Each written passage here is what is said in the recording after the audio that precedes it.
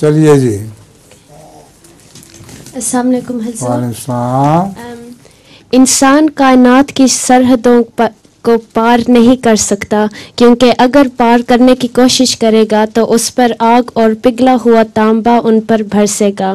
سوال یہ ہے کہ امریکن لوگ کیسے چاند پر چڑھ گئے تھے؟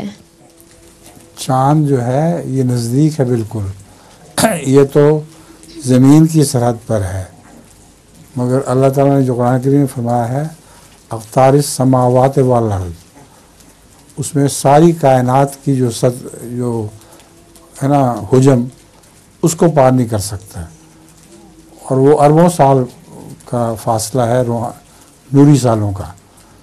روشنی کے اربوں سال لگیں تب جا کے انسان وہاں پہنچ سکتا ہے، تو اس کا سوال ہی نہیں پیدا ہوتا. یا معاشر الانس یا معاشر الجن والانس ان استطعتم ان تنفذوا من اقطار السماوات والارض فانفذوا لا تنفذون الا بسلطان فبأي آلاء ربكما تكذبان. یہ قرآن کریم کی آیت ہے.